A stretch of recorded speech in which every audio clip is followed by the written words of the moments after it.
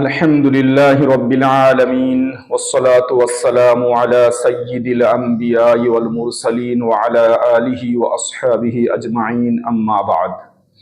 সম্মানিত শ্রোতাবৃন্দ, আজকের এই বৈঠকে আমি যাকাত সম্পর্কে একটা প্রশ্নের এবং রোজা সম্পর্কে একটা প্রশ্নের উত্তর দেব।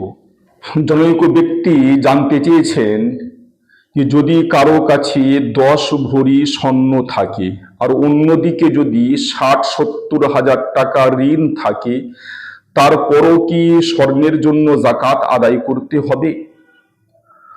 তো এই প্রশ্নের উত্তর হচ্ছে এই, যখন সেই ব্যক্তির কাছে 10 ভরি স্বর্ণ আছে, বর্তমানে মোটামুটি আজকের দিনে অর্থাৎ আজকে 27/2/2025, তো আজকে স্বর্ণের দাম মোটামুটি 81 থেকে 85 হাজার টাকা এক ভরি, অর্থাৎ 10 গ্রাম।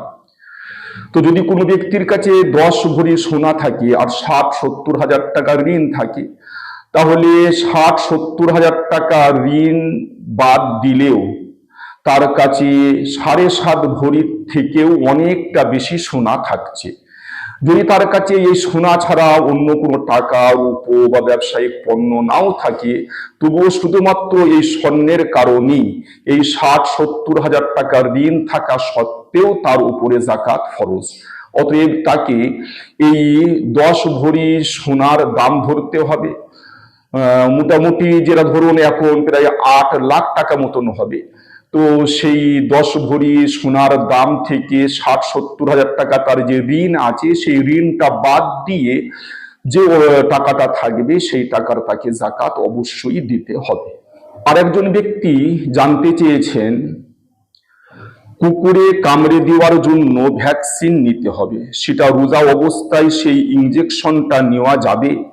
এখানে তো কুকুরে কামড়ানোর ভ্যাকসিন সম্পর্কে জিজ্ঞাসা করা হয়েছে, কিন্তু এই রোজার মাসে বহু লোক এই রোজা অবস্থায় ইনজেকশন নেওয়া সম্পর্কে জানতে চায় যে রোজা অবস্থায় ইনজেকশন নেওয়া যাবে কি যাবে না। তো এই ব্যাপারে শরীয়তের বিধান হচ্ছে এই যে রোজা অবস্থায় ইনজেকশন নিলেও কোনো অসুবিধা নেই, রোজার কোনো ক্ষতি হবে না।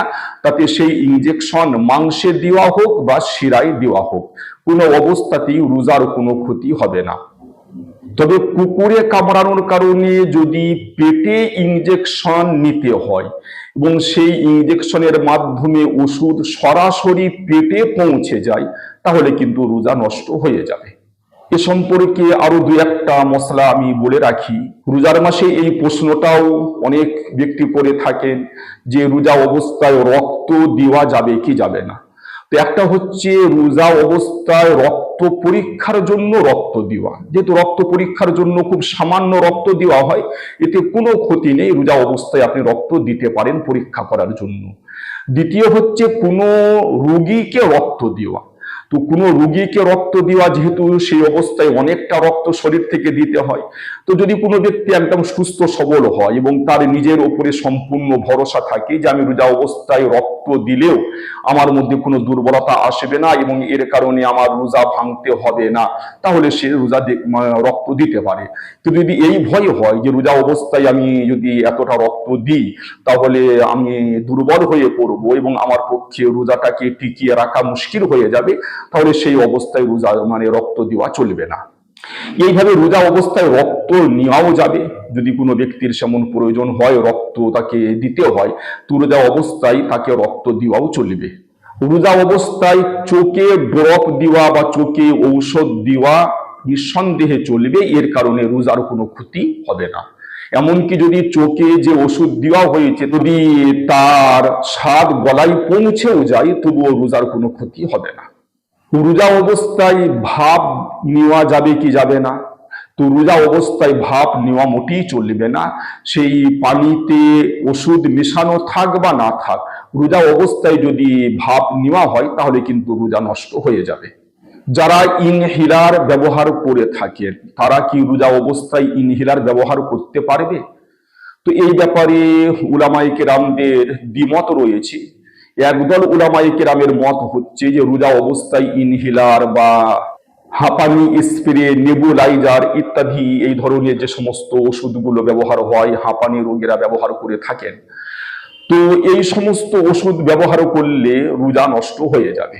এই কারণে এই ধরনের রোগীদের ব্যাপারে একদল উলামায়ে কেরামের অভিমত হচ্ছে এই, যে তারা যদি এমন হয় যে দিনের বেলায় এই ইনহেলার বা নেবুলাইজার ব্যবহার না করে তারা থাকতে পারে না, তো তাদের জন্য রোজা না রাখার অনুমতি আছে। পরে যখন তারা সুস্থ হয়ে যাবে এবং যখন এই সমস্ত ইনহেলার ইত্যাদি ব্যবহার করার প্রয়োজন থাকবে না, তখন তারা এই রোজাগুলোর কাজা করে দেবে। আর যদি আগামীতে কোনোদিনই সুস্থ না হয়, তাহলে তাদের সেই সমস্ত রোজার পরিবর্তে ফিদিয়া দিয়ে দিতে হবে। অন্য আরেক দল উলামায়ে কেরামের অভিমত হচ্ছে যে না, তারা এই ইনহেলার ইত্যাদি ব্যবহার করেই রোজা রাখবে এবং তার সাথে সাথে আগামীতে যদি তারা সুস্থ হয়ে যায় ওই রোজাগুলোর কাজা করে দেবে, আর যদি সুস্থ না হয় তাহলে তারা ফিদিয়া দিয়ে দেবে। অর্থাৎ রোজাও রাখবে এবং সুস্থ হলে পরে কাজা করবে, নতুবা তারা ফিদিয়া দিয়ে দেবে। ওয়া আখিরু দাওয়ানা আনিল হামদুলিল্লাহি রাব্বিল আলামিন।